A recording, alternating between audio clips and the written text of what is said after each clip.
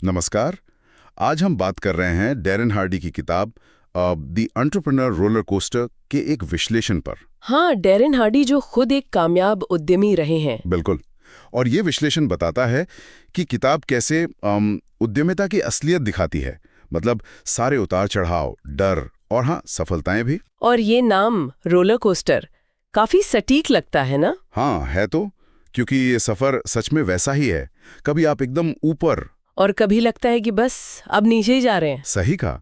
तो इस विश्लेषण का जो एक मुख्य संदेश है वो ये कि भाई अपनी भावनाओं को, अपने डर को और यहाँ तक कि नाकामियों को भी संभालना सीखना होगा। और अगर वो सीख लिया तो फिर इस रोलर कोस्टर राइड का मजा भी लिया जा सकता है। हाँ, बिल्कुल। तो आज हम इसी विश्लेषण से निकले जो मुख्य विचार हैं उन्हें समझने की कोशिश करेंगे। जी, खासकर उनके लिए ये ज़रूरी होगा जो अपना बिजनेस शुरू करना चाहते हैं या चला रहे हैं और उसकी हकीकत जानना चाहते हैं। देखते हैं कि हार्डी के अनुभव क्या सिखाते हैं, जैसा इस विश्लेषण में बताया गया है। चलिए शुरू करते हैं। तो एक बात जो मुझे काफी चौंकाने वाली लगी वो ये कि सफलता में 80% हाथ मानसिकता का है। हाँ, 80%। और सिर्फ 20% रणनीति का। ये थोड़ा अजीब लग सकता है सुनने में। ज्यादातर लोग शायद रणनीति पर ज्यादा ध्यान देते होंगे। बिल्कुल।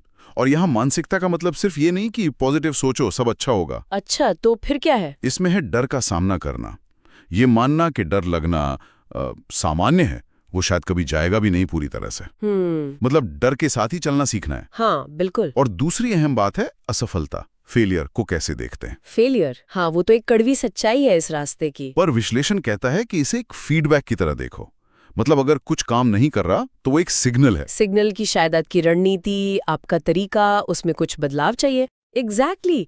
ये असल में वो क्या कहते हैं, लचीलापन, रेजिलियंस, वो बनाने की बात है। मुश्किलों में टिके रहने की क्षमता। अच्छा, तो डर रहेगा और असफलताएं भी आएंगी, उनसे सीखना है और टिके रहना है।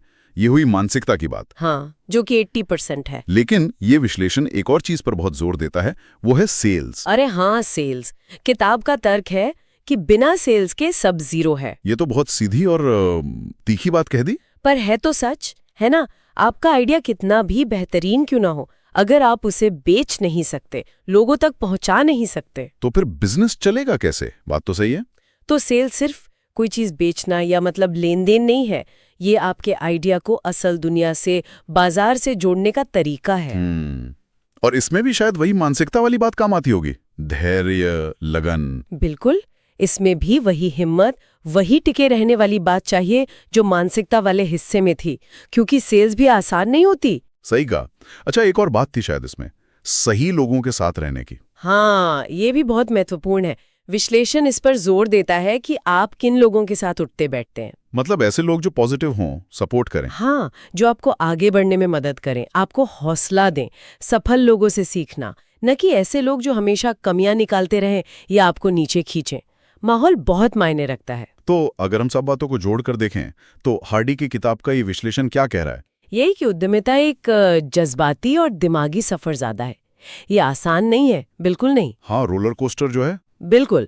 लेकिन अगर नजरिया सही हो, मतलब हिम्मत हो, सब्र हो और आप लगातार कोशिश करते रहें, तो इसे न सिर्फ मुमकिन बनाया जा सकता है बल्कि शायद इसका आनंद भी लिया जा सकता है। हाँ, और ये सिर्फ पैसे कमाने की बात नहीं है।